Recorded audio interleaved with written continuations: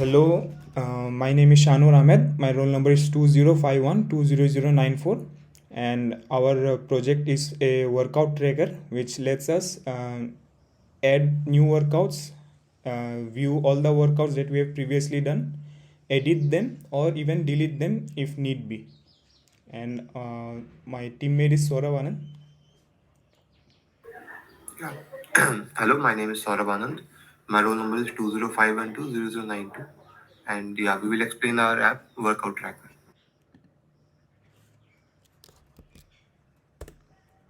So this is our front page. Here it is a simple front page, and we have given a simple description in here. We can sign in. I have already registered, so I'll directly log in using my credentials. Once we are once we have logged in, we come to the workout log page where we can view all the previous workouts that we have already added. Now if we want to add a new workout, we go to the add workout section and we can add, first of all, select any exercise from the exercise list and add the weight and reps. We can add multiple sets to a workout.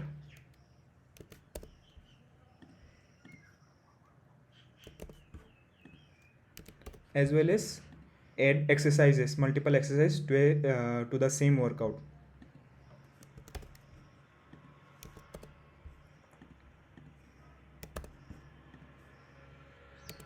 Once we are done with it, we can simply press the add workout button and it will be added in the workout log in the descending order. Now moving to the code section. The models, there are 5 tables in it. First obviously is the user section where all the user ID, the first name, last name, username while registering are entered here. Every user will have a number of workouts which are then linked in a one-to-many relationship with the workout class, where every workout will have particular dates, will have the particular ID to uniquely identify every workout.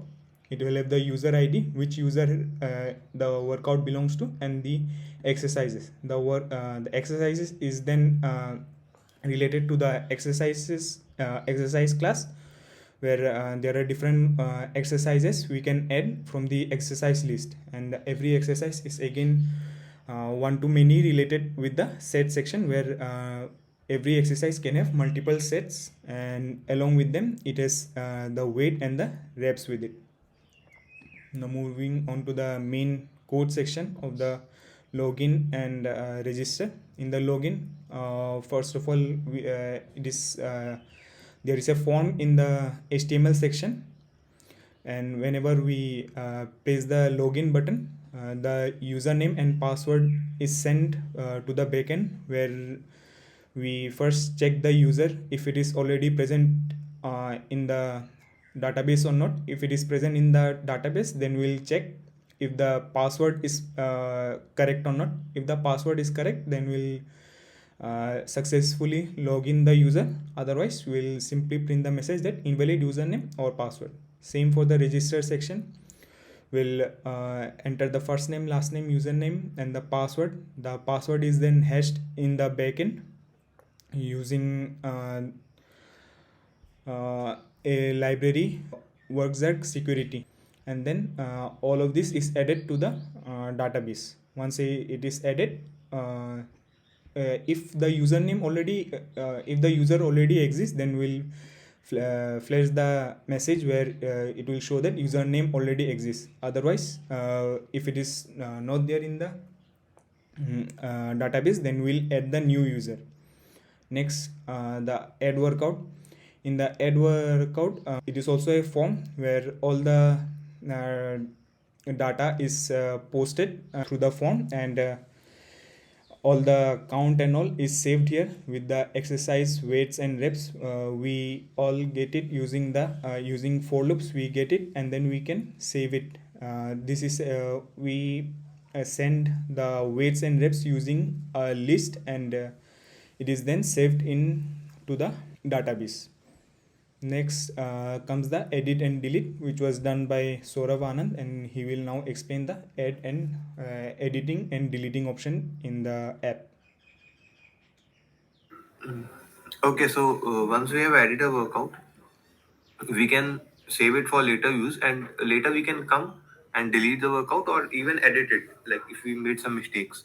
So what the edit section, yeah, first we'll show the delete section. So delete section simply deletes the workout, and what the edit section does is it opens a form and fills it with the original numbers that we filled, and later we can edit any of these numbers, and we can again save the changes. Yeah. So we can change the weight or the repetition. So after we saved, we can again view repetition as well as the weight. Alright. So if talking about the code for the same, so we'll go to the edit section first. Yeah. So what the edit section does is, like Shanul said, every workout is saved with a workout ID, which is unique.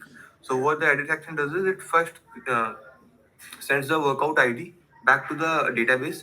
The database sends all the numbers corresponding to that workout ID.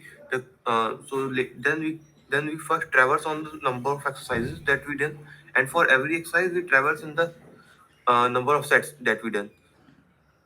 We basically fill the form with the data that came from the database, and later we can make any changes to the form.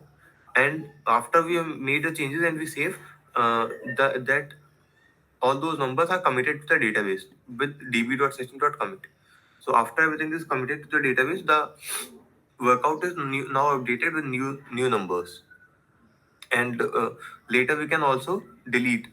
We will first redirect it to the workout log, and then if we want to delete a workout, it works somewhat similar. So delete workout will also send the unique workout ID to the database, and in the database it will be automatically deleted with db.session.delete. All right. So this workout specifies the workout ID. After we have deleted, we will again commit the changes db.session.commit, and workout deleted message will be flashed. So again we will redirect back to the workout log. Okay. So yeah, this was about the functionalities for now, and basically the purpose of this app was to keep track of the exercises. Like, we should be able to progress over time, so we can see our progress 1 or 2 weeks before today, and we can identify if we are on the right track or not. All right. So and also we have some future plans with our app. So first off, we are planning to integrate it using Google or any Fitbit, which can transfer the steps, and we can see our steps here. And also we can and also the app can generate calories for us, like how many calories do we need in a day. So it will calculate the calories depending on the workout routine and the number of steps we have taken, and also our weight and current height. So considering all these factors, it will create a calorie count for us. And also, if we have a section here which keeps count of the calories that we eat through food, we can feed it, and it will calculate the calories automatically for us and tell us if we are in a surplus or deficit of calories. So yeah, these are some of the plans we have for our app, and And we are done with our presentation. Thank you. thank you.